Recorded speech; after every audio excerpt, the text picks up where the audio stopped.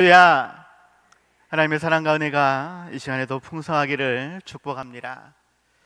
새벽을 깨워 주님 전에 나와 간절히 기도하며 부르짖을 때에 하나님의 위로와 평안이, 하나님의 힘과 능력이 우리와 우리 가정, 우리 자녀 손에 풍성히 차고 넘치기를 간절히 축복하며 기도합니다. 오늘 본문의 말씀은 예수님께서 습관을 따라 기도하러 산에 가셨다라고 말씀하고 있는데, 기도가 습관이 될 수 있는, 또한 응답이 습관이 될 수 있는 우리 모두가 다들 되시기 바랍니다. 오늘 말씀은 기도로 영적 무장을 하라라는 제목으로 말씀을 나누고자 합니다. 기도로 영적 무장을 하라. 우리가 세상을 살아갈 때에 기도로서 영적 무장을 하여 사탄 마귀의 유혹을 물리칠 수 있어야 하고, 어찌하든지 하나님께서 주신 사명을 감당할 수 있어야 하겠다. 내 힘이나 내 지혜, 내 능력이 아니라 하나님이 주시는 힘과 능력으로 이 모든 것을 이룰 수 있어야 하겠다. 이를 위해 더욱 기도로 영적 무장할 수 있는 우리 모두가 다들 되시기 바랍니다. 특별히 오늘 본문에서는 예수님의 기도의 모습을 살펴볼 수 있습니다. 하지만 반대로 그 모습을 담지 못하고 중요한 순간에 잠을 자고 고난을 대비하지 못하는 제자들의 모습을 볼 수 있죠. 이들은 십자가 앞에서 모두 무서워서 도망해 버렸다라는 것입니다. 예수님은 평소에도 기도하는 습관으로 늘 하나님과 교제하고 영적으로 무장하며 주신 사명을 잘 감당하였는데, 제자들은 그것이 습관이 되지 못해서 육신의 연약함으로 말미암아 그렇게 실패하는 삶을 살았다라는 것이죠. 예수님은 공생애의 사역을 시작할 때에도 40일 동안 금식하며 기도하셨습니다. 또 12제자를 세울 때에도 전날 밤에 늦도록 기도하셨다라고 말씀하고 있고, 아침부터 일찍까지 밤늦게까지 각종 병자들을 돌보시고 새벽 미명에 한적한 곳을 찾아가 기도하셨다라고, 기적을 베풀 때에 많은 사람들이 환호하며 갈채를 보냈지만 그 모든 것들을 다 물리치시고 홀로 산으로 가서 기도하셨다라고 말씀하십니다. 오늘 본문에서도 십자가 앞에서 두려운 마음을 위로받고 힘을 얻기 위해 기도하는 것을 우리가 볼 수 있는데, 그럴 때의 제자들은 어떠하였느냐? 물론 그들도 예수님을 따라 감람산으로, 겟세마네로 갔습니다. 물론 오늘 본문에서 제자들의 이 행동이 습관적인 그러한 예수님의 기도의 모습을 담기 위해서 간 것인지, 아니면 예수님이 가시니까 그냥 따라간 것인지 명확하게 소개하고 있지는 않습니다. 중요한 것은 예수님은 기도하러 가셨지만 제자들은 그러한 기도에 대해서 간절한 사모함이 없어 보인다라는 것입니다. 마치 우리 속담에 친구 따라 강남 간다라는 뜻으로 예수님이 가시니까 그냥 따라가는 것이 아니냐. 그렇기 때문에 예수님은 땀방울이 핏방울 되도록 기도하셨지만 제자들은 피곤해하며 졸며 그러한 기도를 잊어버린 채 그렇게 잠을 자고 있더라라는 것입니다. 우리 집에 두 녀석이 있습니다. 어제도 오늘도 야, 교회 가자. 교회 가면 내가 5,000원 줄게. 금요일까지 5일 다 안 빠지고 하면 5만 원 줄게. 분명 저녁에는 간다고 두 번, 세 번 약속하면서 꼭 깨워달라고. 근데 새벽에 깨우면 피곤하다고 잔다고 오늘도 안 나왔습니다. 문제는 내가 왜 기도해야 하는지 이것을 명확하게 깨닫지 못하면 육신의 연약함에 우리는 질 수밖에 없다라는 것입니다. 하나님께서는 우리에게 기도하라 말씀하시지만 정말로 그것이 나에게 필요한지 깨닫지 못하면 우리는 건성으로 하게 되어진다라는 것입니다. 물론 육신의 피곤함도 분명 핑계일 수 있습니다. 어쩌면 중요한 일도 될 수 있습니다.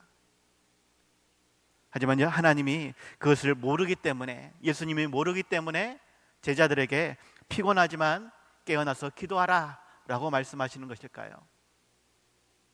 육신의 피곤함도 중요할 수 있겠지만 이것보다 더 중요한 것이 있기 때문에 우리로 기도하라 말씀하시는 것입니다. 2번이나 그렇게 깨우시면서 제자들에게 기도하라 말씀하셨지만 제자들은 들은 척 많은 척 그렇게 계속 잠만 자고 있다라는 것입니다. 그렇기 때문에 십자가의 고난 앞에서는 다들 도망가 버렸다라는 것이죠. 우리는 어떠한지 우리의 모습을 다시 한번 살펴볼 수 있길 바랍니다. 우리도 제자들처럼 그렇게 건성건성으로 신앙생활하고 있지 않는지, 정말로 기도해야 할 때 기도하지 않고 잠만 자고 있지 않는지 우리의 모습을 살펴봐야 한다라는 것입니다. 십자가 앞에서 예수님은 그렇게 기도하시면서 끝까지 십자가를 짊어지려고 그렇게 애쓰고 있는데, 우리에게도 그렇게 십자가를 맡기셨다라고, 그 십자가를 짊어지고 따라오라고 말씀하시는데 우리는 그렇게 신실한 제자가 되어 십자가를 지고 예수님을 따라가고자 하는지 우리를 살펴봐야 한다라는 것입니다. 예수님은 늘 기도가 습관이셨습니다. 물론 오늘 본문도 습관처럼 그렇게 기도하셨다라고 말씀하십니다. 하지만 이것이 건성건성한 그러한 신앙의 모습이겠느냐, 우리에게 다시 반문하고 있는 것입니다. 우리는 늘 기도가 습관이 되어야 하는데 그것은 늘 기도로 영적 무장을 해야 한다라는 것이고, 그러한 영적 무장을 통해 우리는 승리해야 한다라고 말씀을 하시는 것입니다. 더욱 우리의 삶을 더욱 강조하여 이 모든 일들을 이루어 가야 한다라고 말씀을 하시는 것이죠. 오늘 본문에 이야기하는 겟세마네 동산, 이 겟세마네는 기름틀이라는 뜻을 가지고 있습니다. 기름을 짜듯 우리는 우리의 삶을 쥐어짤 수 있는, 우리의 간절함을 쥐어짜서 하나님께 기도할 수 있는 그러한 삶이 되어야 하겠습니다. 마음에 작정을 하고 긴박한 위기 속에서 더욱 특별한 기도로 하나님께 드려야 할 수 있겠습니다. 그러할 때에 그것이 진실되다라고, 그것이 간절하다라고 하나님이 인정하시지 않겠느냐라는 것입니다. 물론 우리의 삶을 어떠한 특정한 일로 다 평가하기는 어렵습니다. 하지만 하나님께서 원하시는 그러한 간절한 기도, 그것이 우리를 살리는 일이다라고 말씀하시고 하나님께서 인정하시는 삶이라고 우리에게 말씀하시는 것입니다. 우리 인생의 어떠한 방향을 결정할 갑작스러운 사고나 질병이나 기타 여러 가지 일들로 우리는 기도할 때가 있습니다. 가정이나 자녀손들을 위해서는 더욱 그렇게 기도할 것입니다. 그러면 교회와 하나님 나라를 위해서는 우리는 얼마나 기도하고 있는가? 옛날 IMF 때 이야기입니다. 어떠한 장로님이, 죄송합니다, 장로님이라고 해서 예화가 그렇습니다. 어떠한 성도가 너무나 간절히 부르짖고 통성으로 기도할 때에 그것이 좀 거슬렸나 봅니다. 그냥 조용히 기도해도 하나님은 다 들으시고 응답하실 것인데 굳이 다른 사람에게 방해되면서 저렇게 기도할 수 있나? 하지만 IMF 때문에 행하던 사업이 부도 위기에 처하게 되어지자 그 장로님은 강례상 맨 앞에 나와서 주여! 제발 좀 은행문을 열어주십시오. 내가 죽겠습니다. 그렇게 사정하면서 하나님께 기도했더라는 것입니다. 자기 삶을 위해서는, 자기 가정을 위해서는 그렇게 간절히 부르짖더라는 것입니다. 물론 그 기도가 잘못됐다라는 것은 아닙니다. 우리는 그렇게 기도할 수 있어야 할 것입니다.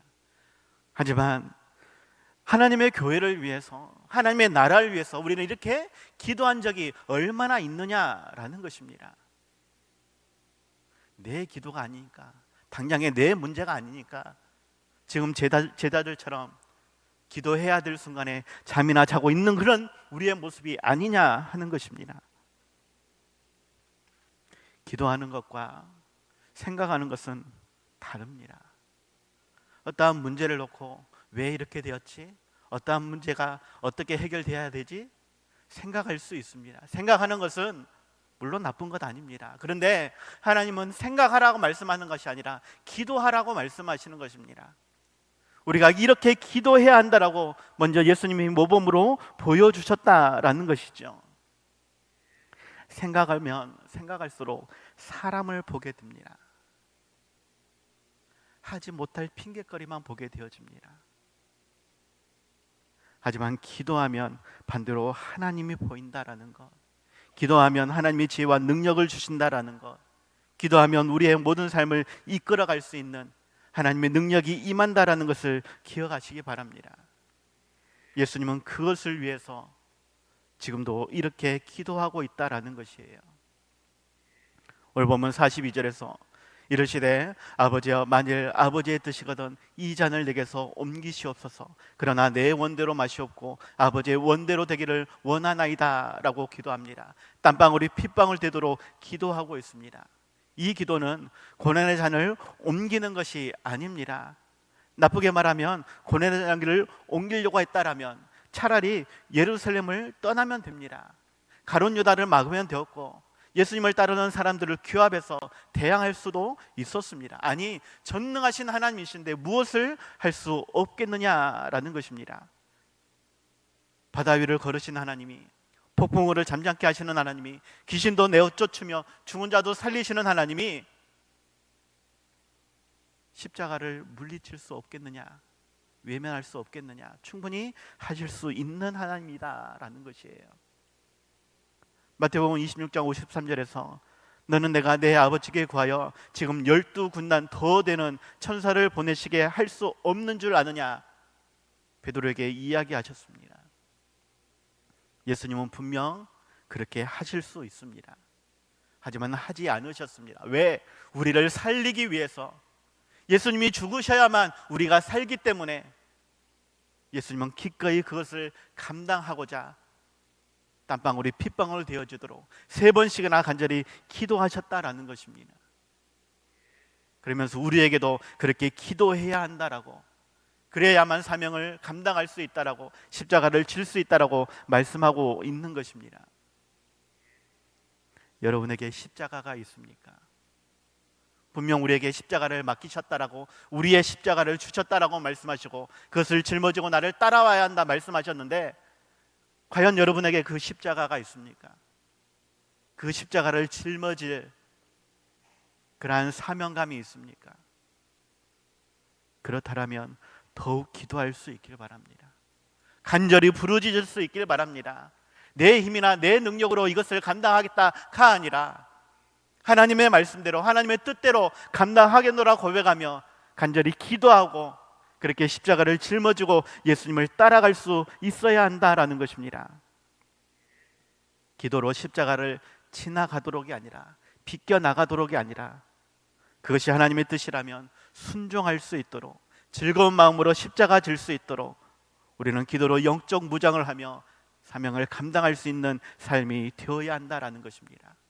그래야만 부활의 기쁨에 참여할 수 있는 것이고, 하나님의 칭찬과 하나님의 약속하신 복과 은혜가 우리와 우리 가정에 넘치게, 차고 넘치게 부어주신다라는 것입니다. 진짜로 힘들고 어려운 순간에는 그것이 너무 고통스러워서 때로는 기도조차 할 수 없을 때가 있습니다. 하지만 그러할수록 우리는 우리의 마음을, 우리의 생각을 더욱 말씀 앞에 복종할 수 있도록 기도하며 십자가를 짊어질 수 있어야 합니다. 기도하면 하나님이 도와주십니다. 정권 천사들을 보내주십니다. 우리의 모든 문제 다 해결해 주십니다. 우리를 지키시고 보호해 주십니다. 상황과 환경들을 바꾸어 주시고 동역자를 붙여주시고 무엇보다도 성령의 능력을 힘있게 해 주십니다. 그 기도의 자리를 우리는 반드시 지켜가야 할 것이고, 그 주신 사명을 반드시 감당할 수 있어야 하겠습니다. 고난주간을 지내며 그저 예수님의 십자가만 바라보고 그냥 그러한 일이 있었대라고 생각할 것이 아니라 나에게도 주신 십자가를 바라보고 나도 그렇게 기도하며 사명을 감당해야 한다라고 내 자신에게 더욱 권면할 수 있는, 책망할 수 있는, 그렇게 깨어 기도하게 하는 우리의 삶이 되어야 하겠습니다. 기도로 우리에게 주신 십자가의 길, 순교자의 삶을 살아갈 수 있는 귀한 사명자들이 다 될 수 있길 바라고, 또한 약속하신 풍성한 복권을 받아 누릴 수 있는 우리와 우리 가정, 우리 자녀손들이 다들 될 수 있기를 바랍니다. 찬송가 461장 함께 찬송하고 간절히 기도로, 통성기도로 함께 기도할 수 있기를 바랍니다.